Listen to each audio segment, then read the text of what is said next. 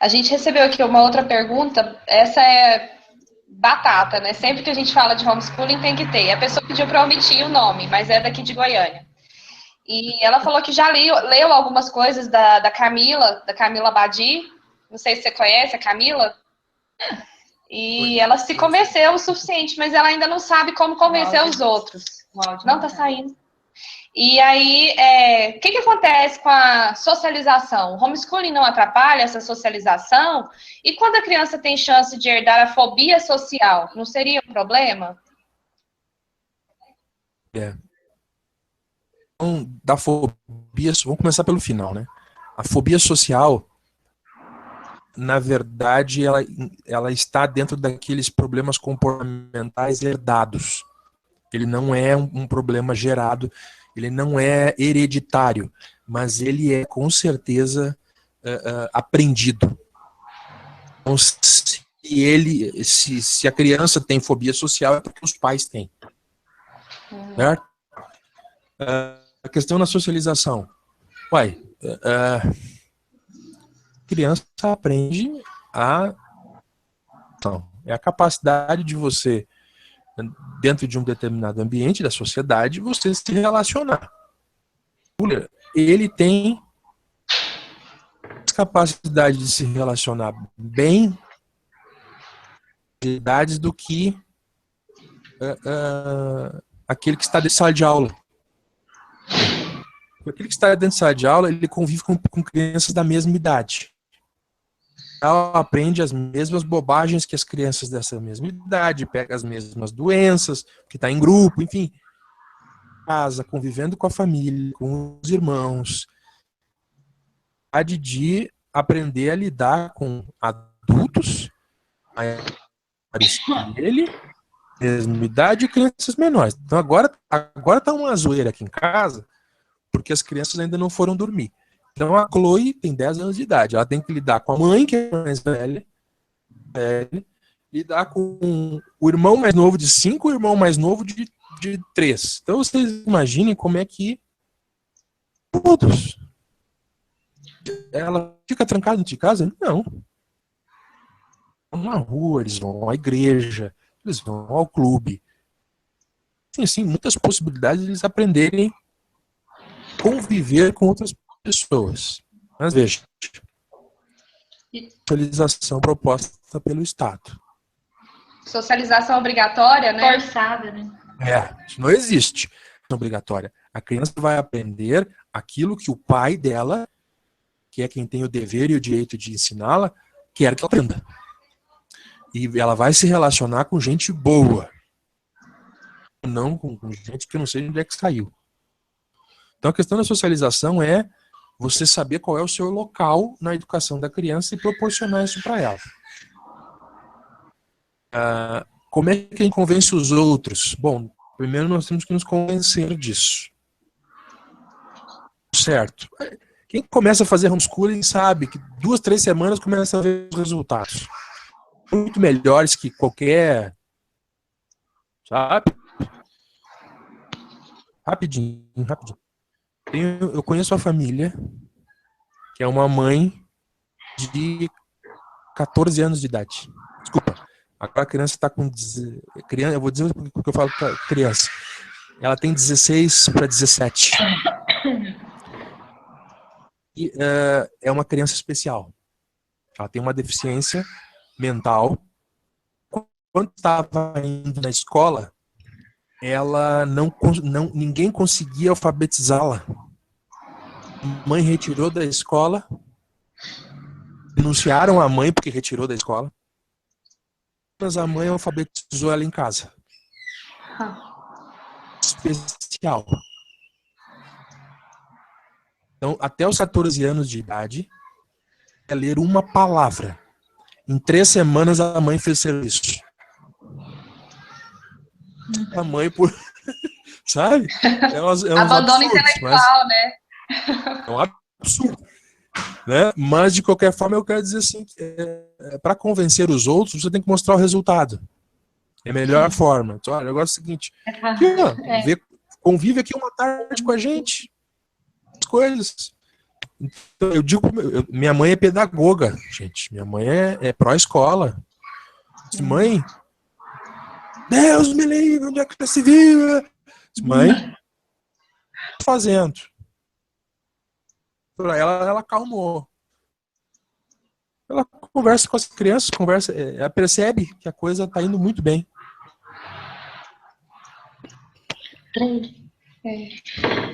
Gustavo, o Ricardo de Uruaçu, ele pergunta assim, ele faz várias perguntas aqui interessantes, mas não vai ter como a gente ler todas, né?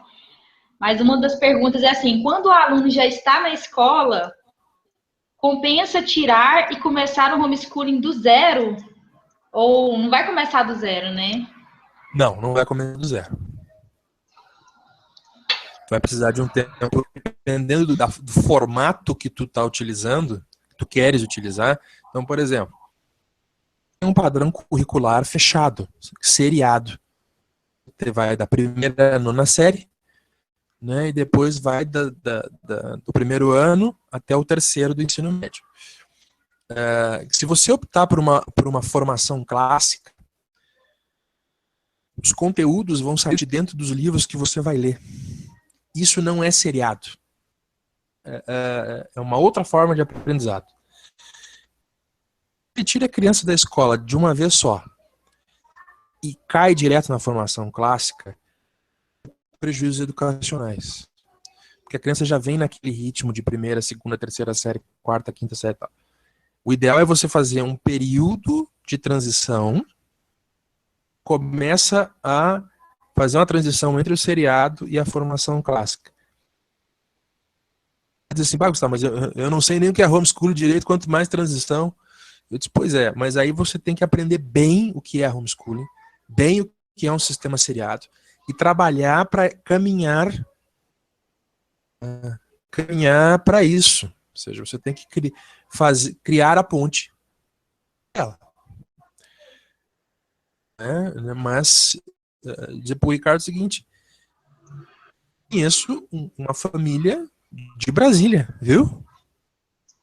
Essa estava na 8ª série. Decidiram tirar da escola. Aconteceu, eles começaram a fazer um currículo, fizeram o currículo, escolheram os livros, eles estão no período de transição. Então eles estão, o currículo dele, ele está aprendendo todas as matérias da escola, mas estudando em casa. E o clássico, eles estão inserindo coisas clássicas. Isso está muito legal. Eu tenho acompanhado eles e eu posso dizer para vocês assim, ó, é o que melhor aconteceu para o menino. Porque ele tinha uma personalidade mais introspectiva e na escola ele não conseguia estudar. Então agora diz que em casa está sendo um troço revolucionário. O menino está aprendendo latim, praticamente. Então, assim, é muito interessante isso. Vale muito a pena. Tem que ter coragem, como tem que ter coragem para a vida, para o homeschooling, etc.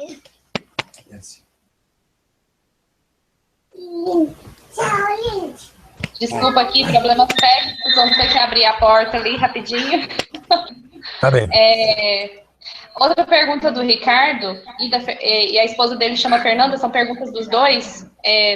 Há evidências de que as crianças educadas em casa se dão melhor que as crianças que vão à escola regular? Olha, existem estudos nos Estados Unidos e na Espanha sobre isso. Eu não vou te dizer com certeza porque eu não os li todo. Na verdade, nem tanto que se dá melhor. Mas são crianças que têm uma formulação cerebral diferente. Que geralmente elas têm uma capacidade de concentração e de criatividade muito maior do que os escolarizados. Justamente porque eles foram incentivados em seus talentos e habilidades.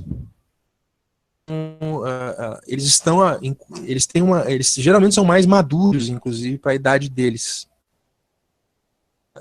A maioria deles são empreendedores.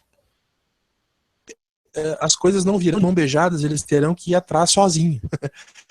Ou ter alguém, alguma companhia, mas eles já sabem pesquisar, já sabem ir atrás, né? Eu acho, pelo menos é isso que eu sei, né? E eu tenho visto verdadeiros milagres com o homeschooling, mas assim, eu não li todos os estudos científicos sobre isso, né? Mas com certeza nos Estados Unidos, no Canadá e na Europa já existem estudos sobre isso.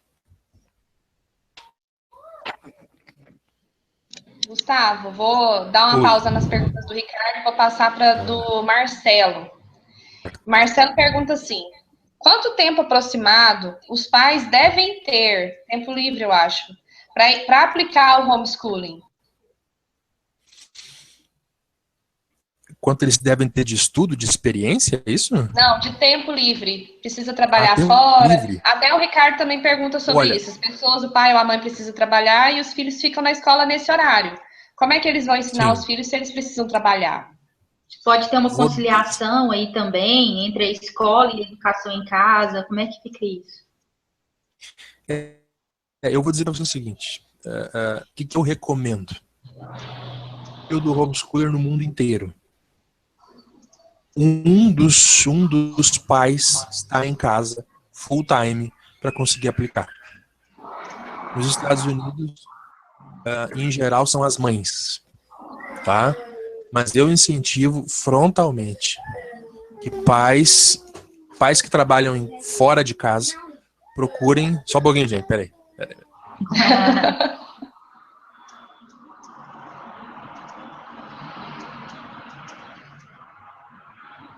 Só um minutinho.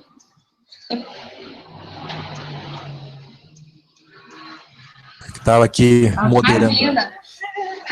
Eles estão brigando. Isso é sono já. Já está na hora de botar. A minha O que acontece, gente? Tá lá entretendo ela. Domando, né? Às vezes a gente fica domando. Eu vou te dizer assim, ativo muito, viu, aos pais, se possível. Se o cara é empresário, tenta trabalhar em casa. O profissional liberal, tenta trabalhar em casa. Por quê? Por exemplo, na questão dos filhos meninos. Ela vai aprender muito da vida olhando para a mãe. Mas o menino, ele precisa muito da presença do pai. E aí você vê, pensando nessa lógica, você pode perceber o tamanho do problema de aí estão. Você não tem homens que queiram estar em casa com seus filhos. E é um problema. Mas o que eu sugiro? Se não dá os dois, um só. Geralmente você tem... a questão da educação dos filhos deve ser não um sacrifício, mas uma opção. Olha, isso aqui é importante, eu tenho que me dedicar aos meus filhos.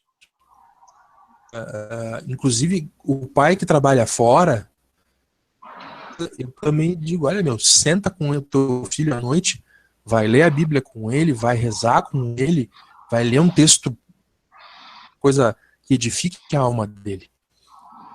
A presença dos pais é indispensável na educação dos filhos. E se os dois trabalham fora, eu vou dizer assim, sendo muito franco, às vezes a razão pela qual os dois trabalham fora é dinheiro, para manter alguma coisa, alguma regalia própria. Vou dizer assim, não é esse o perfil dos homeschoolers. Os homeschoolers, eles são pessoas que perceberam que eles têm que conduzir um bem eterno que é os seus filhos. Então, sim, pelos filhos. E é curto. É apertado. A gente fica ali às vezes não tem como ter reserva. Mas existe a percepção de que se hoje eu não ganho muito dinheiro é porque eu estou investindo em outra coisa que não cabe nos bolsos. Né? Então eu vou dizer assim, acho muito difícil que consiga fazer homeschooling em casa. Muito, muito difícil. Não é possível, mas é muito difícil porque você vai colocar a criança numa escola.